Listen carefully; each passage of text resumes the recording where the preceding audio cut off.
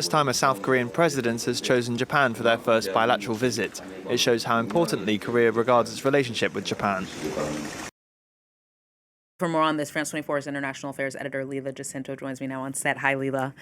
So President Lee's visit to Japan, like we heard, is the first by a South Korean leader to come before a trip to the United States. How big of a deal is this? It is a big deal. I mean, since the 1960s, when South Korea and Japan established relations, a South Korean leader has gone first to the U.S. So the Japanese press are making a big deal about it, and so are the Japanese leaders. This is a bit overblown because, right from Tokyo, the South Korean president is heading to Washington for that big meeting in the White House with President Trump. So it's a few days before a visit to the U.S. The U.S. press is also remarking that, the South Korean president chose Japan before the U.S. And it sort of feeds into the narrative of, are these two Asian economic giants sort of ganging up against the U.S. And trying to face up to the economic challenges of the Trump administration, Trump's trade and tariff policies. That's a bit overblown because in the first place, both Japan and South Korea have established trade deals with the U.S. and they have come to a 15% tariff agreement, which is pretty much what the EU has. The big issue here, actually, are the security issues. And, per se, Washington and the U.S. does not mind if the South Korean president heads to Japan first. Historically, the U.S. has wanted Japan and South Korea to really put aside their historic grievances, which, as you said, they date back from Japan's colonization of South Korea. So Washington's position has always been that they would like their two big Asian allies to work together to put the past behind them. And so, Washington does not see this in any way as a slight.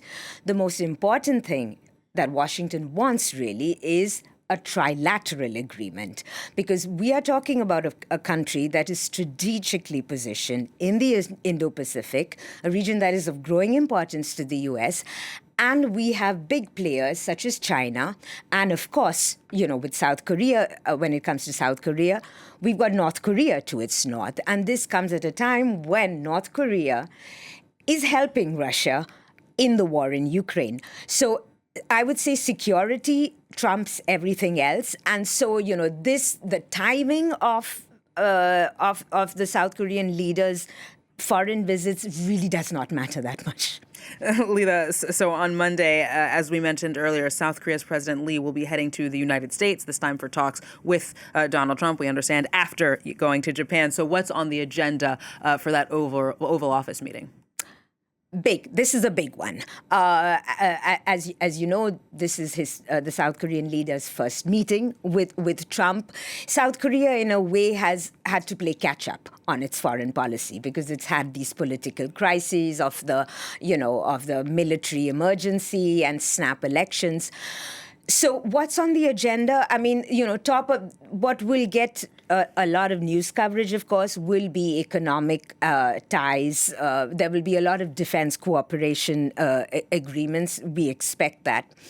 But behind the scenes, what we're actually waiting to see is what is the security position? Because there have been fears that under Donald Trump, Washington would like to see a reduction of U.S. troops in South Korea. Now, the U.S. has around 25,000 troops stationed in South Korea. Trump has made noises about reducing these troops and also made noises about being able to flexibly use these troops, which are based in South Korea, in case of some sort of attack by China on Taiwan. This does not appeal to South Korea. South Korea is also concerned about North Korea to its north and its growing ties with Russia.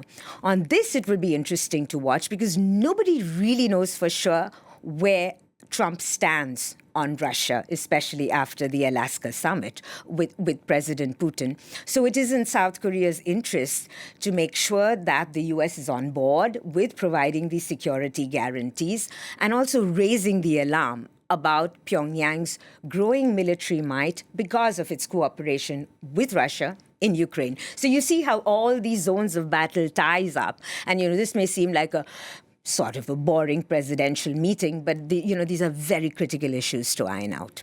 Leela, Jacinto, thank you very much.